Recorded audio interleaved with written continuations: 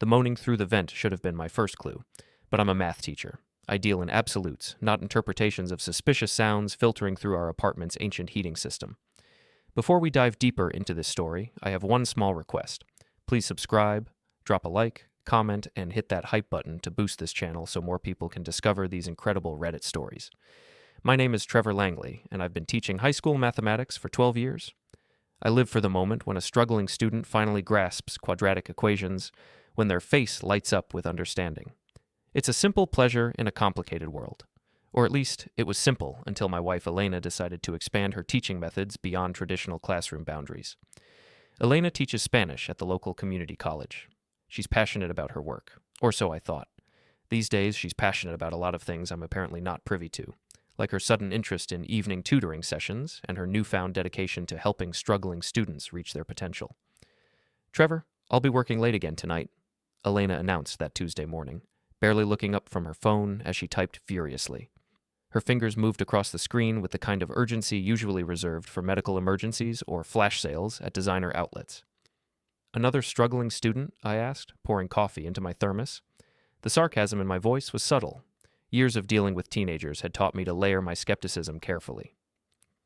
"Jace needs extra help with his conjugations," she replied, still not meeting my eyes. "He's gifted, but he struggles with the fundamentals." Jace Medina. I'd heard that name more times in the past month than I'd heard my own.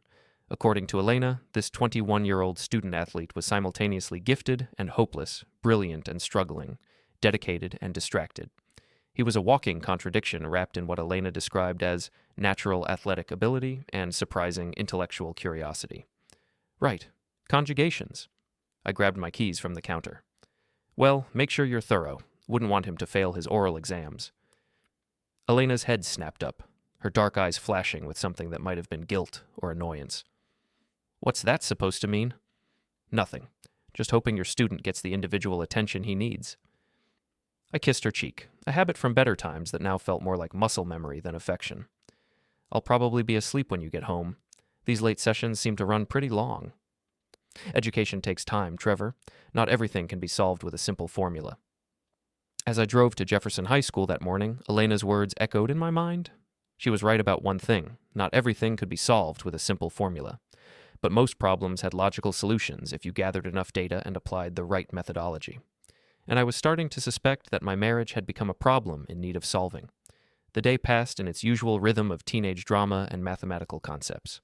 I taught 5 classes of Algebra 2 and 1 advanced placement calculus course. During lunch, my friend Malik stopped by my classroom. He taught physical education and had the kind of straightforward personality that cut through nonsense like a hot knife through butter. "You look like hell, man," Malik said, settling into one of the student desks that was comically small for his 6-foot frame. "Elena still working those marathon tutoring sessions?" Apparently teaching Spanish has become a 24/7 commitment. I erased the whiteboard with more force than necessary. "Did you know that some students require individual attention until 10 or 11 at night?" "That's dedication." Malik's tone was carefully neutral, but I caught the skeptical look in his eyes. "Must be some pretty intensive studying." "Oh, it is. Very hands-on, from what I understand. Lots of one-on-one practice with pronunciation and oral exercises." We both let that hang in the air for a moment. Malik had been married for 15 years and had developed a finely tuned radar for marital problems. He'd watched 3 of our colleagues go through messy divorces and had become something of an expert in reading the warning signs. "You want to talk about it?" he asked finally. "Nothing to talk about. Elena's just really committed to her students' success." I sat down at my desk and started grading papers with mechanical precision. Especially this one kid, Jace. Apparently he's got tremendous potential but needs specialized instruction to unlock his full capabilities. "Jace." Malik repeated the name like he was testing how it tasted. "That's the football player, right? Kid who drives the red Mustang?" I looked up sharply. "You know him?" "Seen him around. Cocky little bastard. The kind who thinks the world owes him something because he can run fast and looks good in tight pants." Malik leaned forward. "Trevor, you know I'm not one to spread gossip, but..." "But what?" "Nothing. Just be careful, man. Trust your instincts." That evening, I sat in our living room grading papers while Elena prepared for another tutoring session. She'd changed clothes 3 times, finally settling on a black sweater that hugged her curves and jeans that were definitely not her usual teaching attire. Her makeup was more elaborate than what she typically wore to work, and she'd sprayed on enough perfume to fumigate a small building. "This is quite a look for conjugating verbs," I commented as she checked her appearance in the hallway mirror for the fourth time. "I want to look professional," she said, but her voice carried a defensive edge. "First impressions matter in education." "I thought you'd already made your first impression. Hasn't Jace been your student for 3 months now?" Elena's hand froze on her lipstick. "He has, but tonight we're covering new material. Advanced concepts require a different approach." "Advanced concepts. Right."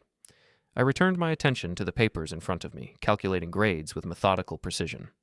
"Well, don't let me keep you from your educational mission." After Elena left, the apartment felt different, lighter somehow, as if a source of tension had been removed.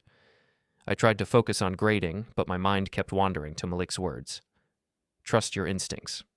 My instincts were screaming that something was wrong, but I'd been ignoring them for weeks, choosing instead to believe Elena's explanations and trust in the foundation we'd built over 7 years of marriage. Around 10:30, I heard it, a sound that made me pause with my red pen hovering over a particularly creative interpretation of the Pythagorean theorem. It was faint but unmistakable, rhythmic thumping from somewhere above, followed by what sounded suspiciously like moaning. Our upstairs neighbor, Mrs. Brill, was 73 years old and had arthritis. The chances of her engaging in activities that would produce such sounds were mathematically improbable. I set down my papers and listened more carefully. The sounds were coming through the heating vent, the one that connected to the building's main system and carried noise from the community college's language department, which occupied the floor above our apartment building. Elena had mentioned once that the acoustics in her office were terrible, that you could hear conversations from the adjoining rooms. The moaning continued, punctuated by what sounded like Elena's voice saying something in Spanish. I couldn't make out the words, but the tone was breathless, urgent, educational, she might call it. My phone buzzed with a text message from Elena. "Session running late. Don't wait up. Working on some challenging grammatical positions?" I stared at the text for a long moment, noting the typo that she'd attempted to correct. Elena was meticulous about her communication. She taught language for a living. Typos were rare, and corrections like that usually indicated either extreme haste or distraction. The sounds from above had stopped. I waited another few minutes, then heard footsteps and the distant sound of a door closing. About 20 minutes later, Elena's key turned in our lock. "How did the tutoring go?" I asked as she entered, noting her slightly disheveled hair and the fact that her lipstick had completely disappeared. "Very productive," she said, avoiding eye contact as she headed straight for the bathroom. "Jace is really starting to grasp the more complex concepts. We made significant progress tonight." "That's wonderful. I'm sure he appreciated your hands-on approach." Elena paused in the bathroom doorway. "What do you mean by that?" "Nothing specific. Just that some students learn better with individual attention and practical application." I smiled at her, the kind of smile I used when explaining obvious concepts to particularly slow students.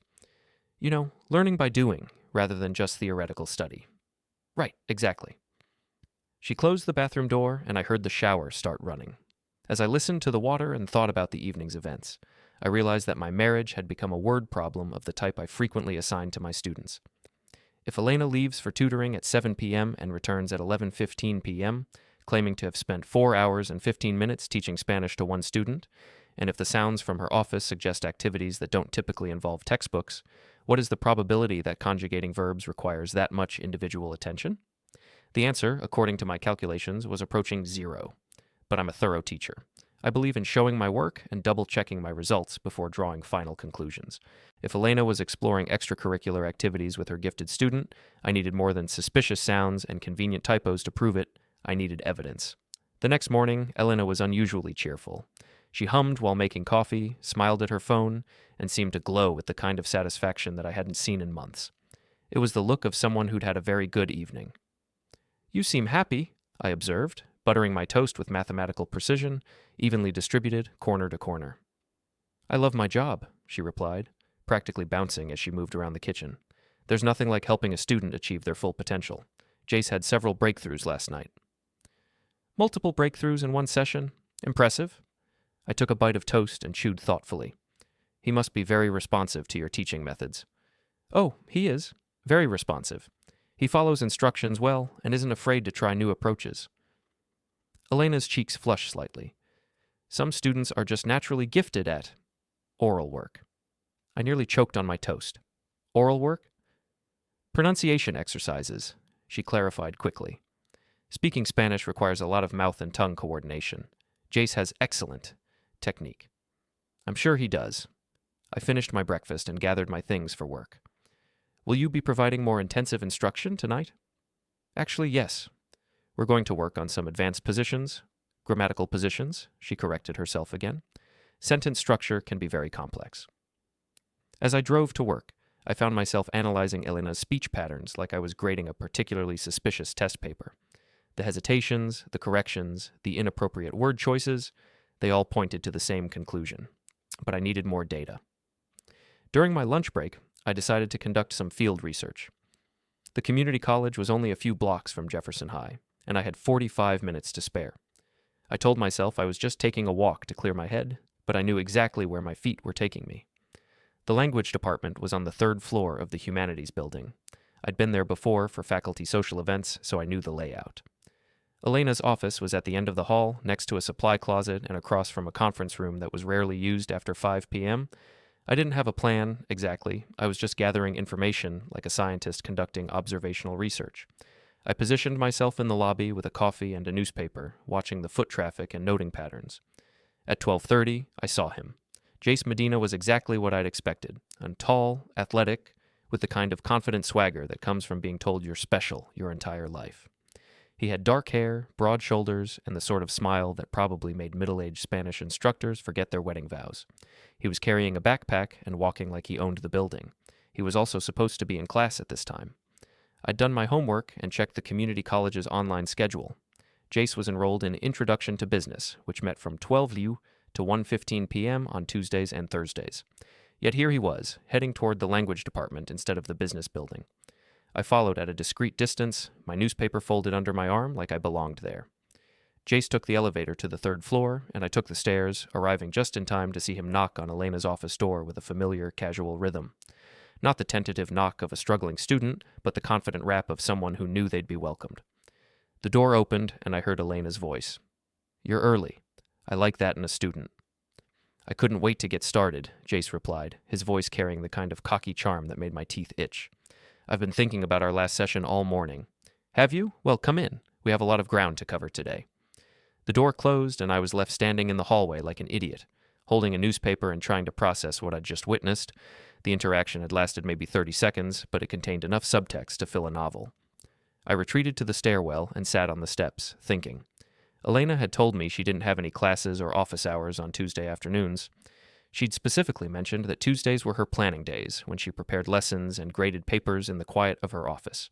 She'd never mentioned meeting with students during this time. But Jace was there, and he clearly wasn't there for the first time. The familiarity between them, the way he'd knocked, Elena's response, it all suggested a well-established routine. I checked my watch. I had 20 minutes before I needed to be back at Jefferson High. 20 minutes to decide whether I was going to walk away and pretend I hadn't seen anything, or whether I was going to dig deeper into this equation that wasn't adding up. The decision was made for me when I heard voices in the hallway above. I climbed the stairs quietly and positioned myself where I could see Elena's office door. 2 faculty members were walking toward the elevator, deep in conversation about budget cuts and course scheduling. They passed Elena's door without pausing, but I noticed something they didn't. The door wasn't completely closed. There was a gap of maybe 2 inches, just enough for sound to escape. And there was definitely sound escaping. I couldn't make out specific words, but I could hear Elena's voice, breathless and encouraging. "That's it. Yes, just like that. You're so good at this." Then Jace's voice, deeper and more confident. "I want to try that thing you showed me last time." "Are you sure you're ready for that? It's pretty advanced." "I can handle it. I'm stronger than I look." I felt sick. The conversation could theoretically be about Spanish grammar, but the tone, the breathiness, the intimate quality of their voices, it painted a picture that had nothing to do with education and everything to do with betrayal. I left the building and walked back to Jefferson High in a daze. The rest of the afternoon passed in a blur of quadratic equations and teenage drama, but my mind was stuck on that hallway, on those voices, on the growing certainty that my marriage was built on a foundation that was crumbling beneath my feet. After school, I found Malik in the gym, supervising detention for students who'd forgotten their PE uniforms. He took one look at my face and dismissed the kids early. "Okay, spill it," he said, settling onto the bleachers beside me. You look like someone just told you that math is being eliminated from the curriculum." I told him everything, the sounds through the vent, Elena's behavior, the scene at the college. Malik listened without interruption, his expression growing more serious with each detail. "Damn, man," he said when I finished. "That's rough. But you know what you have to do, right? Pretend it's not happening and hope it goes away? Hell no. You need proof. Real proof. Not just suspicious behavior and overheard conversations." Malik stood up and started pacing, his coaching instincts kicking in. "Look, I've seen this before. My brother went through the same thing with his ex-wife. You can't confront someone about cheating based on hunches and maybes. They'll just deny everything and get better at hiding it. So, what are you suggesting? Document everything. Dates, times, inconsistencies in her stories. Get evidence that can't be explained away or dismissed." He stopped pacing and looked at me seriously. "And be prepared for what you might find. Sometimes the truth is worse than the suspicion." That evening, Elena announced another tutoring session. "Jace is really struggling with subjunctive mood," she said, applying lipstick with the kind of care usually reserved for special occasions. "It's a complex grammatical concept that requires intensive practice." "The subjunctive mood," I repeated. "That's when you express doubt, emotion, or hypothetical situations, right?" Elena looked surprised that I knew anything about Spanish grammar. "Exactly. It's all about expressing desires and possibilities rather than concrete facts." "How appropriate." I smiled at her, but there was no warmth in it. "Well, I hope Jace learns to express his desires properly. Proper expression is so important in language learning." As Elena gathered her things, I made a decision. I was going to get the proof I needed, one way or another, because if my wife was teaching her student about expressing desires and exploring possibilities, I wanted to know exactly what kind of education was taking place. And once I had that knowledge, I was going to teach them both a lesson they'd never forget. I'm not proud of what I did next, but desperate times call for desperate measures. And I was definitely desperate. Desperate for answers, desperate for proof, and desperate to either confirm my worst fears or put them to rest once and for all. The plan was simple in theory, complicated in execution. I needed to record one of Elena's tutoring sessions to determine whether Spanish grammar was actually being taught, or whether my wife was providing a different kind of education entirely. I spent Wednesday afternoon at Radio Shack explaining to a pimply teenager that I needed a small, high-quality recording device for documenting student conferences. The kid recommended a digital voice recorder about the size of a thumb drive, with 8 hours of battery life and sound quality that could pick up whispered conversations from across a room. "This thing is awesome," the kid enthused, demonstrating the device's features. "My dad used one just like it to catch our neighbor's dog barking at night. Got crystal clear audio from like 50 feet away." "Perfect," I said, imagining very different applications for the technology. "I need something that won't be easily detected." Thursday evening, Elena prepared for another session with her gifted student. She'd bought new lingerie, I'd seen the Victoria's Secret bag in her car, and was taking longer than usual with her hair and makeup. For someone who was supposedly teaching verb conjugations, she was putting a lot of effort into her appearance. "Another challenging lesson tonight?" I asked as she checked herself in the mirror for the 10th time. "Jace wants to work on his oral presentation skills," she replied, adjusting her cleavage in a way that seemed distinctly non-academic. "He has to give a speech in front of the class next week, and he's nervous about his performance. I'm sure you'll help him feel more confident about performing in front of an audience." I was getting better at this double-speak, finding ways to acknowledge what was really happening without directly confronting her about it. Public speaking can be very intimidating for young people. Exactly. He needs practice speaking clearly and projecting his voice. We're going to work on breathing techniques and vocal exercises. After Elena left, I waited 20 minutes, then drove to the community college. The humanities building was mostly empty after 6 p.m., with only a few evening classes in session on the lower floors. The third floor, where the language department was located, was deserted except for the custodial staff, who were working their way through the building with methodical efficiency. I'd scouted the location earlier and identified the perfect spot for surveillance, a supply closet directly across from Elena's office.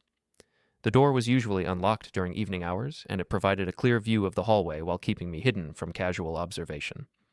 The closet smelled like industrial disinfectant and contained enough cleaning supplies to sanitize a small hospital. I positioned myself behind a shelf of paper towels and waited, the digital recorder in my hand and my heart beating loud enough to drown out any conversation I might be trying to capture. At 7:15, I heard footsteps in the hallway. Through the crack in the closet door, I saw Jace approaching Elena's office with the confident stride of someone who'd made this journey many times before. He was carrying a gym bag instead of books, which seemed like an odd choice for a tutoring session focused on oral presentations. Elena opened her door before he could knock, as if she'd been watching for him. She was wearing a black dress that I'd never seen before, something that hugged her curves and showed more skin than her usual professional attire. "Right on time," she said, her voice carrying clearly in the empty hallway. "I've been looking forward to this all day." "Me too," Jace replied, stepping into her office. "I've been practicing those breathing techniques you taught me. Want to see how much I've improved?" "Oh, I definitely want to see your progress. Come in and show me what you've learned." The door closed, but I could hear voices through the thin walls. I activated the recording device and held it near the door, praying that the audio quality would be as good as the Radio Shack kid had promised. For the first few minutes, the conversation was ambiguous enough to maintain plausible deniability. Elena talked about relaxation techniques and finding your rhythm, while Jace responded with comments about going deeper and trying new approaches. It could have been about public speaking if you were willing to stretch your imagination, but then the conversation took a decidedly non-academic turn. "That's it." Elena's voice was breathy and excited. "Just like that. You're so much better at this than my husband." There it was, the confirmation I'd been dreading and expecting in equal measure. "He doesn't know what he's missing," Jace replied, his voice cocky with the arrogance of youth. "You deserve someone who appreciates your talents. You make me feel things I haven't felt in years. Trevor is so focused on his numbers and formulas that he's forgotten how to be passionate about anything." I gripped the recording device so tightly that I was afraid I might break it. The betrayal was bad enough, but hearing Elena dismiss our entire relationship, reducing me to a caricature of a boring math teacher, made my chest burn with humiliation and rage. The conversation continued for another 20 minutes, with increasingly explicit commentary that left no doubt about the nature of their tutoring sessions. Elena and Jace discussed techniques, positions, and performance with the kind of detailed analysis that would have been impressive if it had actually been about education. At one point, Elena said something that made me want to punch a hole through the supply closet wall. "You're so gifted, Jace. So much more talented than anyone else I've worked with. I could teach you things that would blow your mind." "I want to learn everything you can teach me," Jace replied. "I'm a very dedicated student." "Yes, you are, and dedicated students deserve special attention." I had heard enough. More than enough. The recording device had captured 43 minutes of conversation that would end my marriage and probably Elena's career. The evidence was crystal clear, legally obtained, and absolutely damning. But as I sat in that supply closet, surrounded by cleaning supplies and listening to my wife betray our 7-year marriage with a cocky 21-year-old, I realized that I didn't just want a divorce. I didn't just want Elena to face professional consequences for her inappropriate relationship with a student. I wanted revenge. Not the kind of revenge that would land me in jail or make me the villain in this story. I wanted the kind of calculated, methodical, completely legal revenge that would destroy both of them in the most public and humiliating way possible. I wanted them to lose everything that mattered to them: reputation, career, social standing, and self-respect. I wanted them to understand what it felt like to have their lives reduced to rubble by someone they'd underestimated. As I snuck out of the building with my recording device and my newfound sense of purpose, I started planning. Elena thought I was just a boring math teacher who dealt in numbers and formulas. Jace thought I was an obstacle to be dismissed and ignored. They were both about to learn that mathematics isn't just about solving equations, it's about recognizing patterns, analyzing data, and finding solutions to complex problems.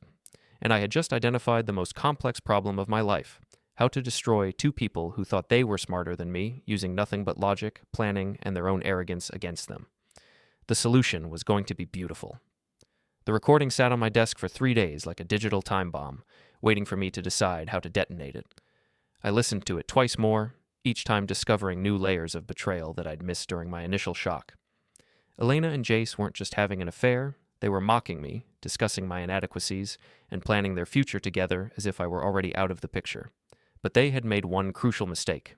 They had underestimated their opponent.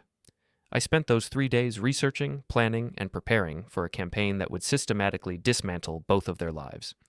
This wasn't going to be a crime of passion or a moment of heated confrontation. This was going to be a masterpiece of calculated destruction, executed with the same methodical precision I brought to solving complex mathematical proofs. My first target was Jace's academic standing. A few discreet inquiries revealed that he was attending community college on a Promise scholarship, a need-based grant that required recipients to maintain a 3.5 GPA and demonstrate exemplary character and moral conduct. The scholarship covered his tuition, books, and provided a monthly stipend for living expenses. Without it, Jace would have to drop out or find another way to pay for his education. More importantly, Jace was planning to transfer to a 4-year university next fall.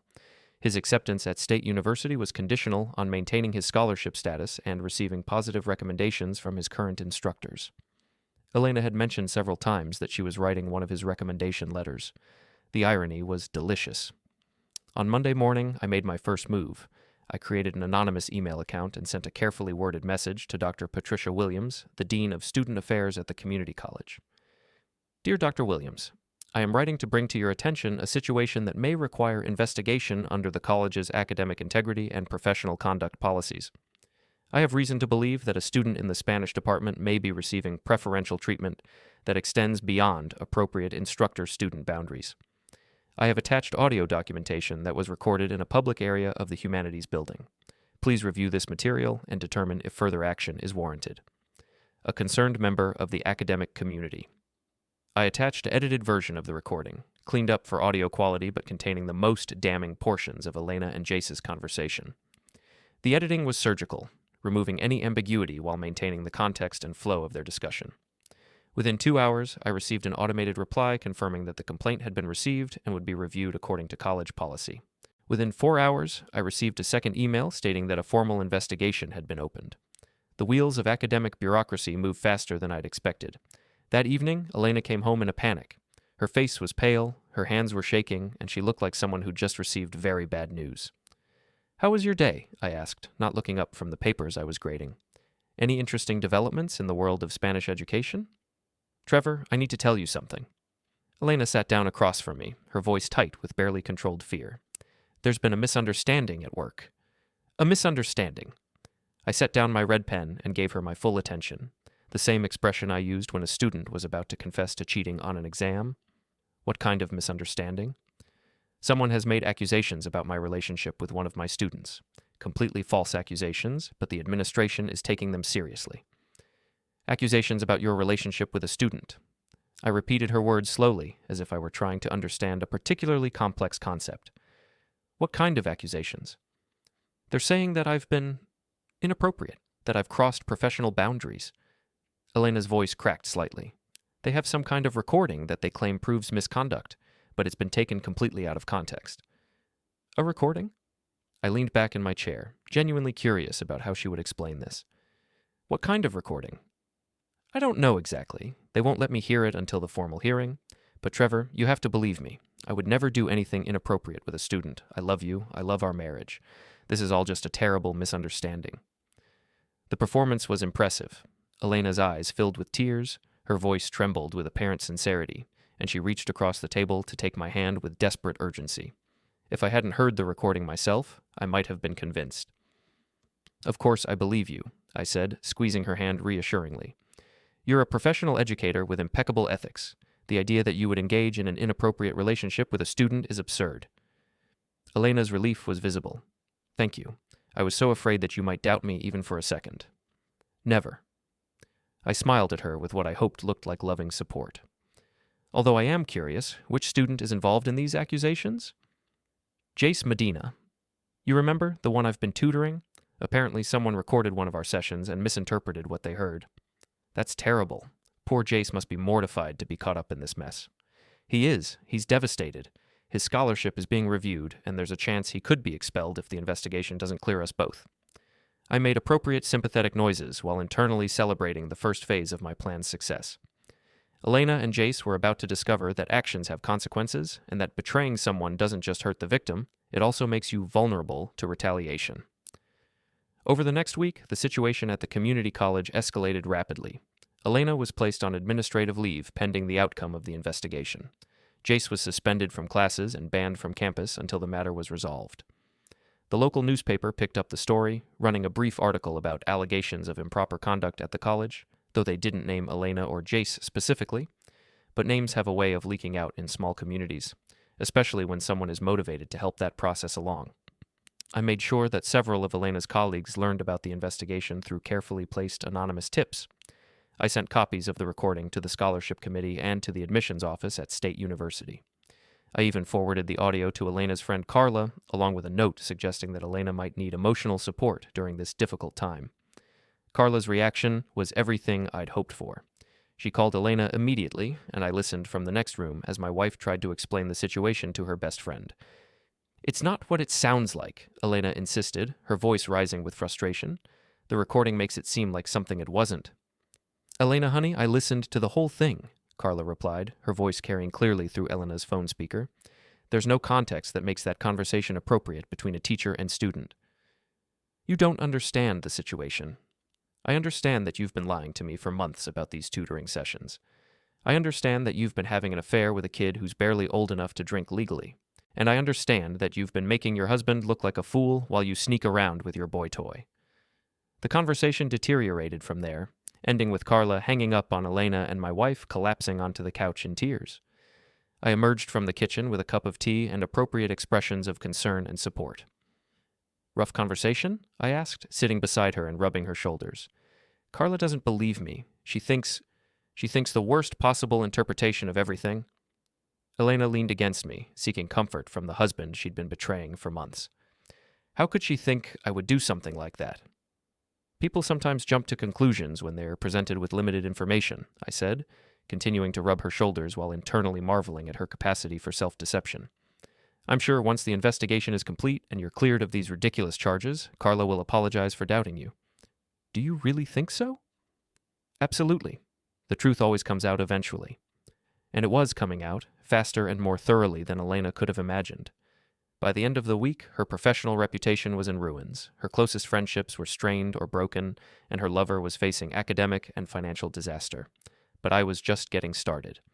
Elena's support network crumbled faster than a house of cards in a hurricane. Carla wasn't just her best friend, she was the center of a tight-knit group of faculty wives and local professionals who had formed an informal social circle around shared lunches, weekend gatherings, and mutual gossip sessions. When Carla turned against Elena, the ripple effect spread through their entire community. But Carla had her own secrets, as I'd discovered during my methodical research into Elena's associates. And secrets, I was learning, were powerful weapons when deployed strategically. Carla Martinez was married to David, a successful insurance agent, and taught part-time at a local private school. She presented herself as a devoted wife and mother, active in church activities and community volunteer work. She was also having an affair with her personal trainer, a 25-year-old fitness enthusiast named Brad, who specialized in private sessions with lonely housewives. I discovered Carla's secret the same way I'd uncovered Elena's, through careful observation and strategic surveillance.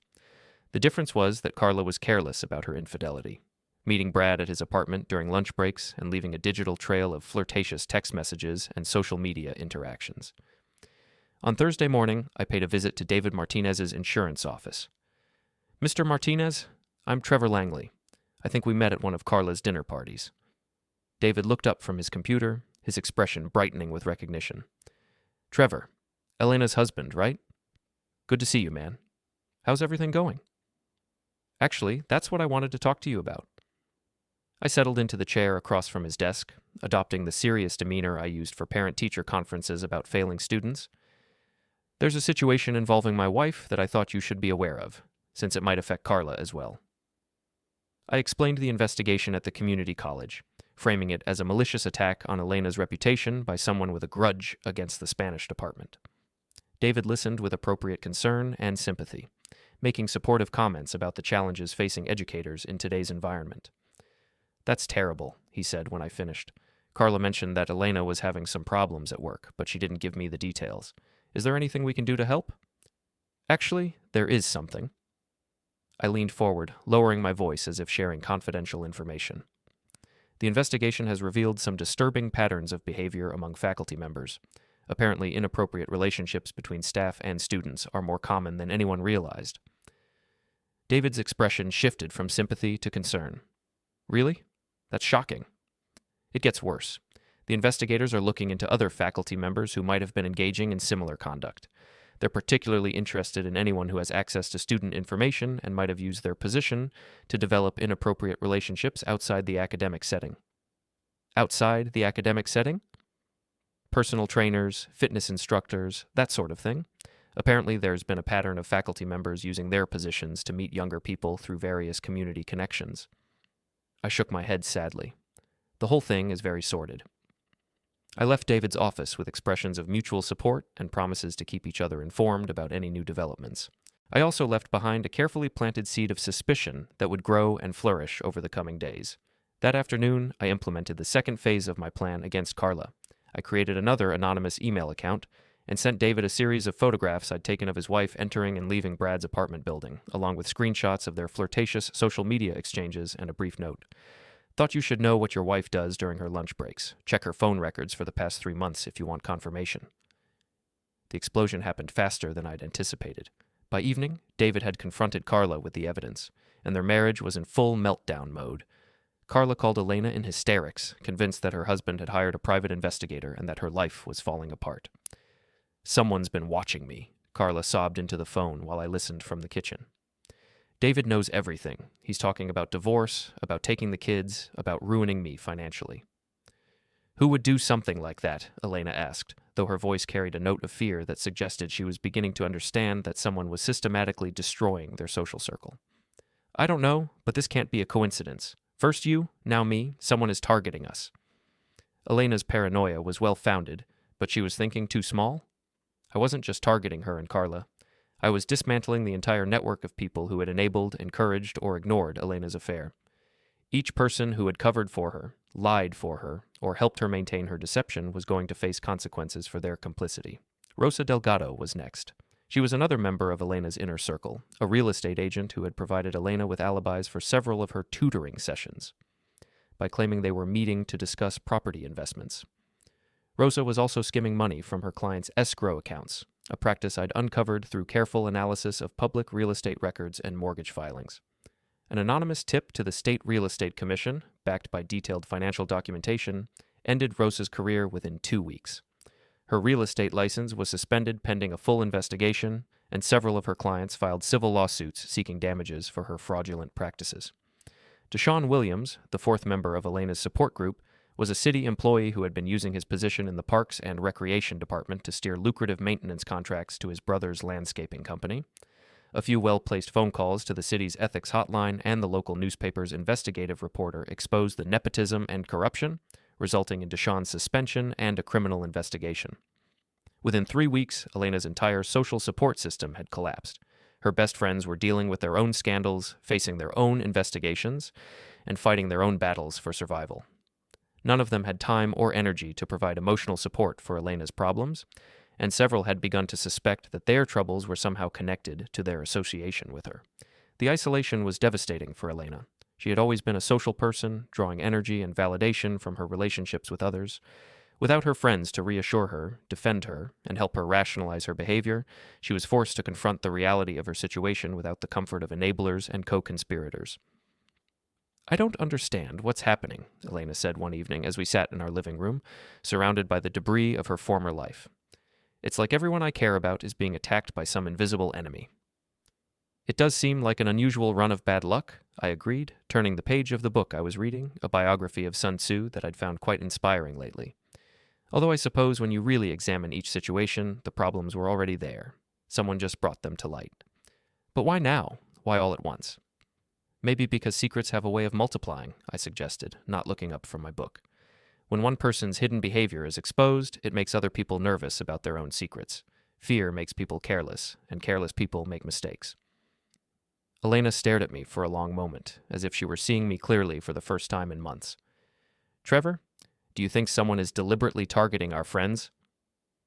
I looked up from Sun Tzu's wisdom about knowing your enemy and smiled at my wife with genuine warmth. "Elena, honey, you're starting to sound paranoid.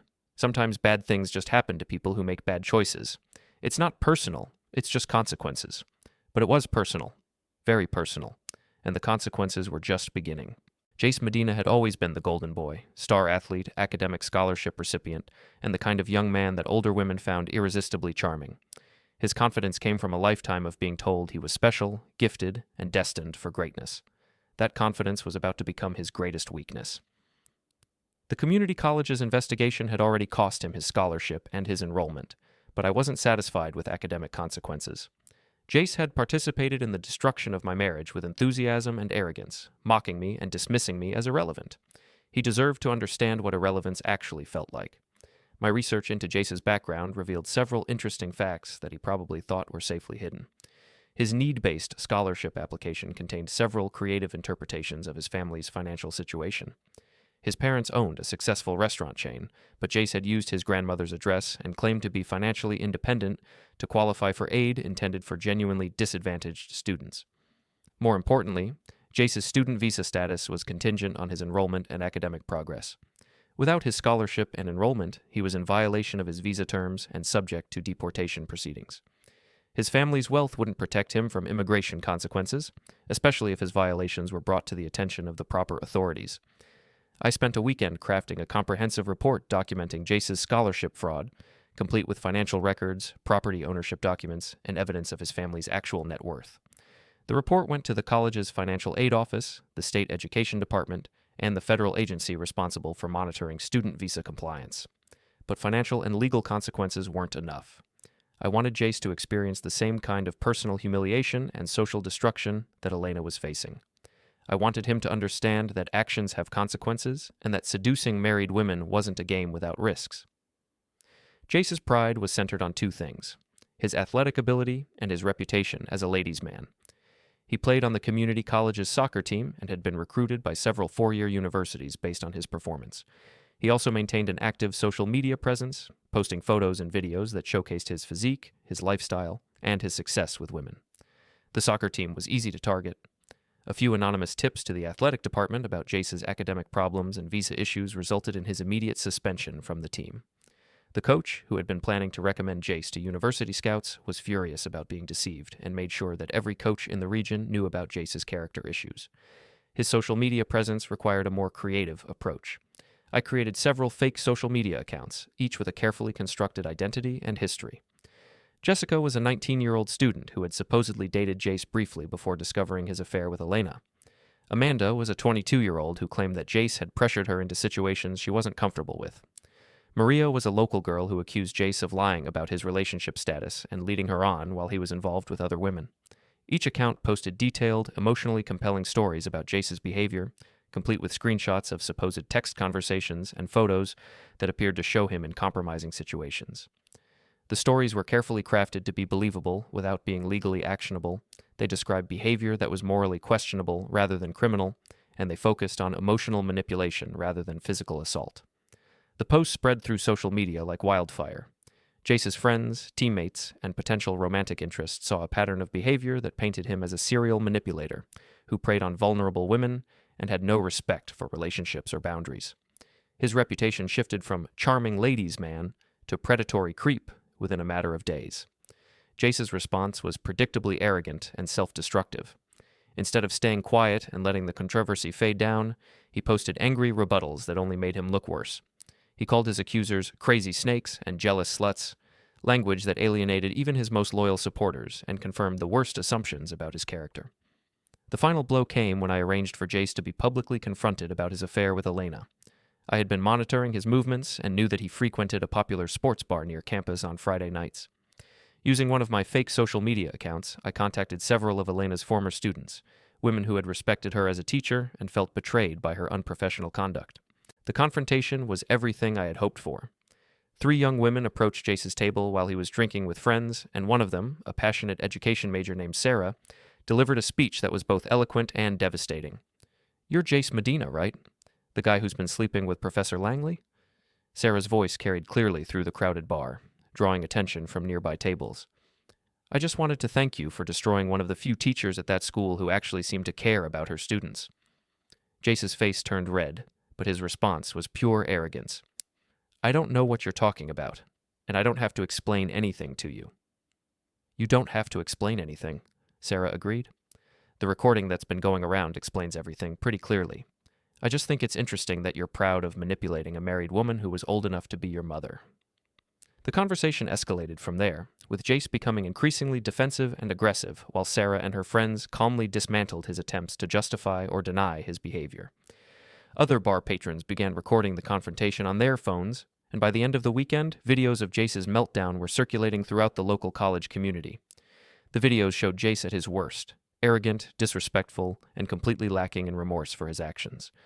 He called Elena desperate and pathetic, claimed that the affair was no big deal and suggested that her husband was probably too boring to satisfy her anyway. Those comments, captured on video and shared widely on social media, accomplished something that months of investigation and bureaucratic consequences hadn't. They made Jace a genuinely despised figure in the local community. Even people who might have been sympathetic to a young man caught up in a scandal were disgusted by his callous dismissal of the pain he had caused.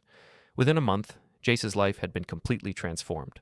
His scholarship was gone, his enrollment was terminated, his visa status was in jeopardy, his athletic career was over, his social media presence was toxic, and his reputation was destroyed. He had gone from golden boy to social pariah, and everyone who had once admired him now saw him as a cautionary tale about the dangers of arrogance and entitlement. But I still wasn't finished with him. The final phase of Jace's destruction was the most personal. I had learned that his family's restaurant business was heavily dependent on their reputation in the local community. They catered events, hosted private parties, and relied on word-of-mouth recommendations to maintain their customer base.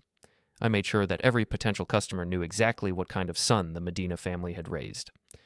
Anonymous reviews on restaurant websites detailed Jace's behavior and questioned whether a family that had raised such a morally bankrupt son could be trusted to handle important events. Social media posts warned potential customers about the family's values and suggested that supporting their business was equivalent to condoning Jace's actions. The campaign was subtle but effective. The restaurant's bookings declined, their social media engagement dropped, and they began receiving phone calls from concerned customers who had heard rumors about the family's character. Within 6 weeks, Jace was no longer just facing personal consequences for his affair with Elena. He was watching his actions destroy his family's livelihood and reputation. The golden boy who had thought he was untouchable was learning that every action has consequences, and that some consequences extend far beyond the original participants. As I watched Jace's world crumble around him, I felt a deep sense of satisfaction. He had participated in the betrayal of my marriage with arrogance and contempt, treating me as an irrelevant obstacle to his desires. Now he was discovering what it felt like to be truly irrelevant, unemployed, uneducated, socially toxic, and facing deportation. But Jace was just the appetizer. Elena was the main course, and I was saving the best for last. Elena's world had been shrinking steadily for weeks, but she still didn't understand the scope of what was happening to her. She attributed her problems to bad luck, coincidence, and the malicious actions of unknown enemies. She hadn't yet realized that her husband, the boring, predictable math teacher she had betrayed and mocked, was the architect of her destruction. That was about to change. The community college's investigation had concluded with Elena's termination for conduct unbecoming a professional educator and violation of the institution's ethical standards. The termination was immediate and public, accompanied by a press release that didn't name Elena specifically, but provided enough details for anyone in the local education community to identify her. Elena's attempts to find new employment were systematically sabotaged. Every school district, community college, and private institution that considered hiring her received anonymous tips about her history of inappropriate relationships with students. The tips were always accompanied by documentation, copies of the recording, evidence from the investigation, and testimonials from concerned community members who questioned her fitness for educational roles. Within 2 months, Elena had been rejected by every educational institution within a 100-mile radius. Her teaching career, which had been the center of her identity and self-worth for over a decade, was effectively over. But professional destruction wasn't enough. I wanted Elena to experience the same kind of personal betrayal and humiliation that she had inflicted on me. I wanted her to understand what it felt like to have someone you trusted systematically dismantle your life while pretending to care about you. The opportunity came when Elena, desperate for income and validation, decided to start a private tutoring business. She created a website, posted advertisements on social media, and began reaching out to parents who might need Spanish instruction for their children. I made sure that every potential client knew exactly what kind of instruction Elena provided.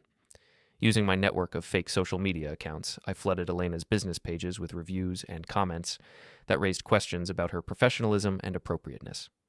The comments were carefully crafted to sound concerned rather than malicious, expressing worry about Elena's history with students and suggesting that parents should do their research before trusting her with their children.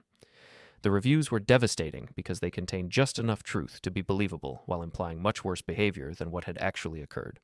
They described Elena as someone who couldn't maintain appropriate boundaries and had a pattern of inappropriate relationships that made her unsuitable for working with minors. Elena's tutoring business collapsed before it could begin. Parents who had initially expressed interest suddenly became unavailable or found other instructors. The few clients who did hire her quickly terminated their contracts after receiving anonymous messages that raised concerns about her background. As Elena's professional options disappeared, her financial situation became increasingly desperate. She had lost her steady income from the community college, her attempts at private tutoring had failed, and her prospects for future employment in education were non-existent. That's when I implemented the most psychologically devastating phase of my plan. I began positioning myself as her only source of support and stability. "Elena, I know this has been incredibly difficult for you," I said one evening as she sat at our kitchen table, surrounded by rejection letters and unpaid bills. "But I want you to know that I believe in you, and I'm here to support you through this challenging time." Elena looked up at me with tears in her eyes. "Trevor, I don't deserve your kindness. I know I haven't been the wife you deserve lately. I've been distant and distracted, and I've made mistakes that have hurt both of us." "We all make mistakes," I replied, sitting beside her and taking her hand. "What matters is how we learn from them and move forward together." It was a masterful performance, if I do say so myself. Elena was so desperate for emotional support and validation that she clung to my words like a lifeline. She had no idea that the man offering her comfort and understanding was the same person who had orchestrated every aspect of her downfall. Over the following weeks, I played the role of the supportive husband perfectly. I listened to her complaints about unfair treatment, agreed that she was the victim of a malicious conspiracy, and provided emotional support while secretly continuing to destroy any opportunity for her recovery. When Elena applied for non-teaching jobs, I made sure that potential employers learned about her history of professional misconduct. When she tried to rebuild her social connections, I ensured that new acquaintances discovered her reputation for inappropriate behavior. When she attempted to start over in a new community, I followed her efforts with anonymous warnings about her pattern of boundary violations. The psychological impact was devastating. Elena began to believe that she was genuinely unemployable, that her reputation was permanently destroyed, and that no one would ever trust her again. Her self-confidence evaporated, her mental health deteriorated, and she became increasingly dependent on my support and validation. "I don't understand why this keeps happening," Elena said one evening, after another job interview had ended in rejection. "Oh, it's like there's some invisible force working against me, making sure I can never move on from this mistake." "Sometimes the consequences of our actions follow us longer than we expect," I replied, rubbing her shoulders with apparent sympathy. "But I have faith that eventually people will see past this controversy and recognize your true character." Elena leaned against me, seeking comfort from the husband she had betrayed. "What would I do without you, Trevor? You're the only person who still believes in me." "I'll always believe in you," I said, and for a moment I almost meant it. Despite everything she had done, despite the months of lies and betrayal, there was still a part of me that remembered loving this woman. But that part was quickly overwhelmed by the satisfaction of watching her suffer the consequences of her choices. The final phase of Elena's destruction began when I started documenting her increasingly erratic behavior and emotional instability. I recorded conversations where she expressed paranoid thoughts about conspiracies against her, took photos of her during emotional breakdowns, and collected evidence of her growing dependence on alcohol as a coping mechanism. This documentation would be crucial for the divorce proceedings that Elena didn't yet know were coming. When I finally revealed my true role in her downfall and filed for divorce, I would need evidence to support claims about her mental instability, professional misconduct, and inability to maintain appropriate relationships. But before I could move to the final phase of my plan, Elena made one last desperate attempt to salvage her situation. She decided to confront the people she believed were responsible for her problems, starting with the anonymous tipster who had reported her affair to the college administration. Elena's investigation into her own downfall was pathetic in its futility, but it provided me with the perfect opportunity to reveal the truth in the most devastating way possible. "Trevor," Elena said one evening, her voice filled with excitement for the first time in months, "I think I've figured out who's been sabotaging me. I think I know who sent that recording to the college." "Really?" I looked up from my grading with apparent interest. "Who do you think it was?" "I think it was someone from the college. Maybe another faculty member who was jealous of my success with students. Someone who had access to the building and knew about my tutoring sessions." I nodded thoughtfully, as if considering her theory. "That's an interesting possibility. Have you identified any specific suspects?" "I have a few ideas. I'm going to start confronting them tomorrow, demanding answers and making them admit what they've done to me." Elena's plan to confront innocent colleagues about crimes they hadn't committed was the perfect setup for my final revelation. I was going to let her embarrass herself one last time, and then I was going to show her exactly who had been pulling the strings all along. "That sounds like a good plan," I said, returning my attention to my papers. "I hope you get the answers you're looking for." But Elena was about to get more answers than she had bargained for. Elena's confrontation with her former colleagues was a disaster of epic proportions. She spent 3 days ambushing innocent faculty members, accusing them of conspiracy and sabotage, and demanding confessions for crimes they hadn't committed. Her behavior was so erratic and aggressive that campus security was called twice, and by the end of the week, she was banned from the college grounds entirely. The spectacle was exactly what I had hoped for, a public display of paranoia and instability that would serve as the perfect prelude to my final revelation. Elena returned home on Friday evening, defeated and exhausted. She had found no answers, no confessions, and no relief from the conspiracy she believed was destroying her life. She was ready to hear the truth, even though she had no idea how devastating that truth would be. "Any luck with your investigation?" I asked as she collapsed onto our couch, still wearing the clothes she had put on 3 days earlier.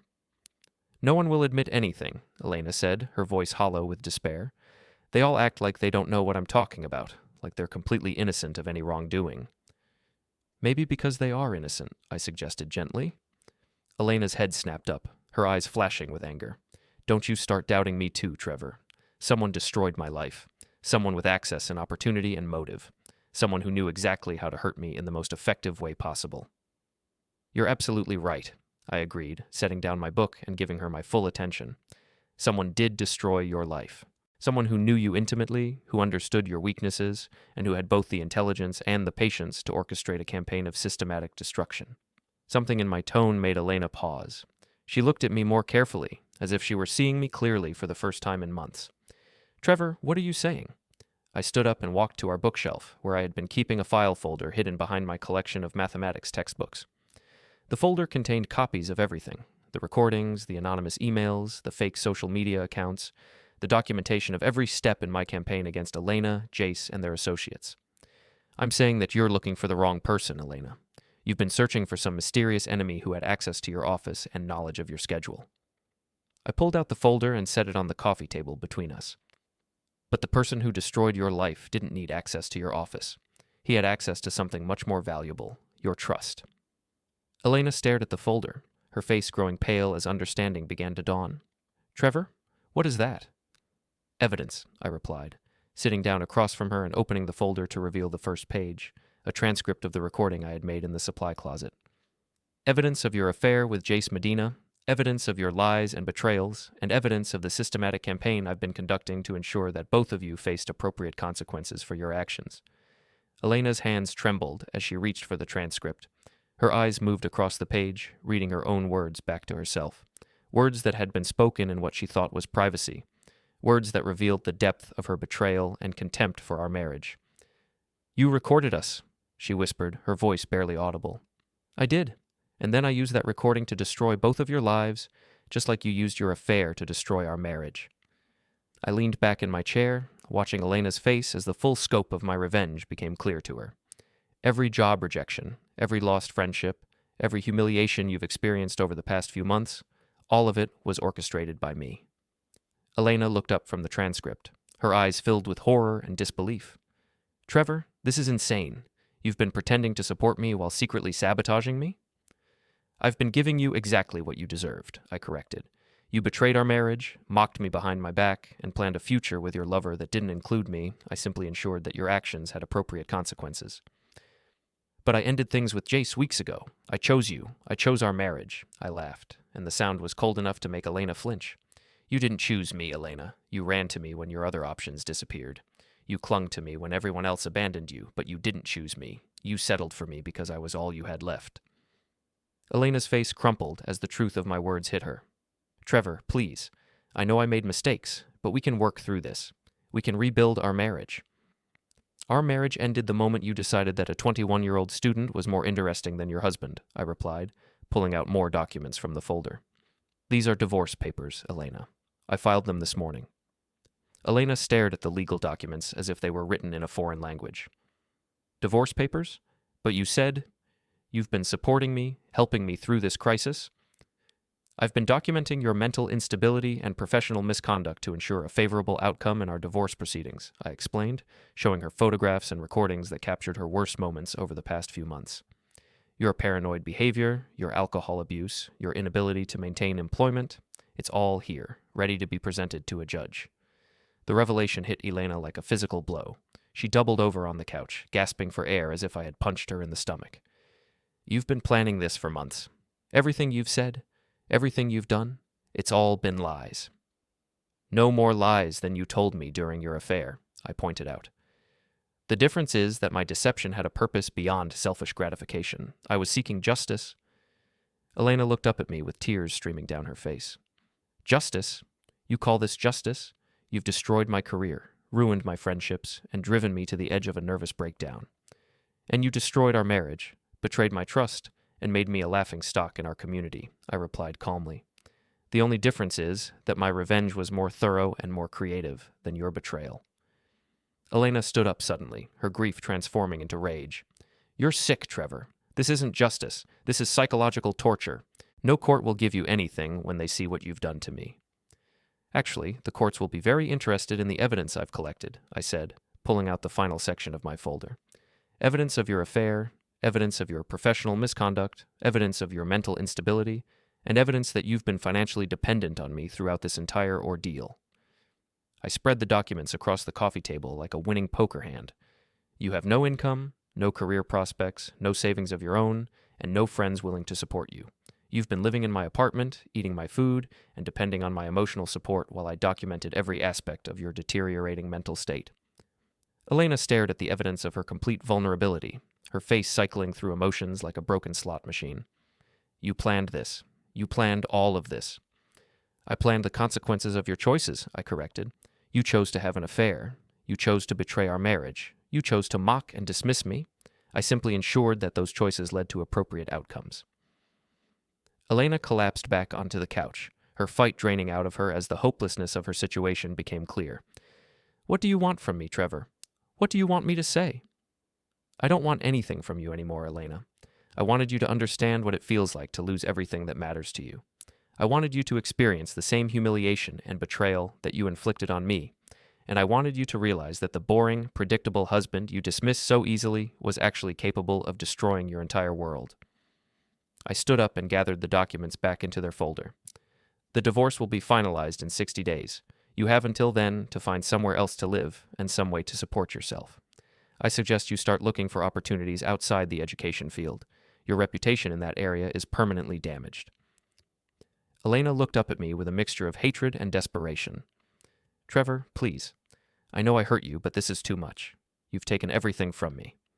Not everything, I replied, walking toward our bedroom. You still have your memories of Jace and your tutoring sessions. I'm sure those will provide comfort during the difficult times ahead. As I reached the doorway, Elena called out one last time. What about forgiveness, Trevor? What about second chances and working through our problems together? I turned back to look at her, really look at her, for what I knew would be the last time. Elena was sitting on our couch, surrounded by the evidence of her own destruction, looking small and broken and completely defeated. For a moment, I almost felt sorry for her. But then I remembered the recording, the mockery, the months of lies and betrayal. I remembered how she had dismissed me as irrelevant while planning a future with her lover. I remembered how she had clung to me for support while believing that I was too stupid to know what she had done. Elena, I said, my voice gentle but final, you taught me something very important about forgiveness. You taught me that some actions are unforgivable, and some betrayals are too complete to overcome. You taught me that when someone shows you who they really are, you should believe them. I smiled at her one last time, the same smile I had been giving her for months while secretly orchestrating her downfall. Consider this your final lesson. Class dismissed.